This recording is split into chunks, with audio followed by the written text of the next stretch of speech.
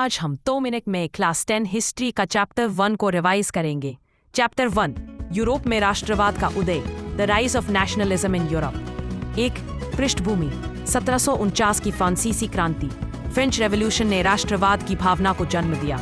इससे लोगों में स्वतंत्रता, लिबर्टी, समानता, इक्वालिटी और भ्रातृत्व, फ्रेटर्निटी के विचार फैले। फ्रांस में राजा की शक्ति सीमित हुई और जनता के अधिकार बढ़े। 2. फ्रांसीसी क्रांति और राष्ट्रवाद का प्रसार।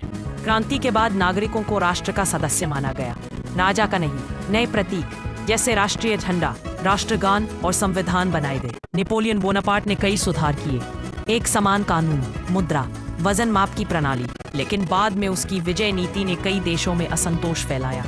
3. यूरोप का नक्शा। बिफोर 19th सेंचुरी यूरोप कई छोटे छोटे राज्यों में बंटा हुआ था। उदाहरण, जर्मनी और इटली कई हिस्सों में बटे थे। ऑस्ट्रिया हंगरी साम्राज्य में कई जातियां थीं, जैसे जर्मन, हंगेरियन, चेक, स्लो। कंजर्वेटिव नीति और क्रांति। 1815 में वियना कांग्रेस ऑफ वियना हुई, जिसका नेतृत्व मेटरनिख ऑस्ट्रिया ने किया। इसका उद्देश्य नेपोलियन के बाद पुरानी राजशाही को फिर से मजबूत करना था। लेकिन 1830 और 1848 की क्रांतियों में जनता ने फिर से स्वतंत्रता और लोकतंत्र की मांग थी। इटली का एकीकरण, यूनिफिकेशन ऑफ इटली 7 राज्यों में बटा था। मुख्य नेता जुसेप्पे मज़्ज़ीनी, यंग इटली आंदोलन के संस्थापक। काउंट तवूर, एकीकृत इटली के प्रधानमंत्री। जुसेप्पे गारिबाल्डी, उन्होंने सिसिली और नेपल्स को मुक्त कराया।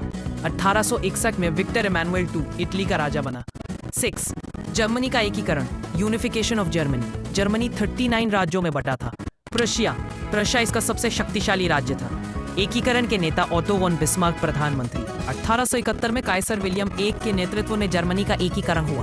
बाल्कन क्षेत्र और राष्ट्रवाद। बाल्कन क्षेत्र में कई जातियां स्लाव्स रहती थीं, जैसे सर्ब, बुल्गार, ग्रीक आदि। यहाँ राष्ट्रवाद और स्वतंत्रता की भावना बहुत प्रबल थी। यही कारण था कि यहाँ से पहला विश्व युद्ध वर्ल्ड वॉर I की शुरुआत हुई। 8. राष्ट्रवाद के परिणाम पूरे यूरोप में स्वतंत्रता, लोकतंत्र और समान अधिकारों के लिए आंदोलन हुए, लेकिन साथ ही राष्ट्रवाद से साम्राज्यवाद और युद्ध भी बढ़े। मुख्य बिंदु याद रखने योग्य, की पॉइंट्स टू रिमेंबर।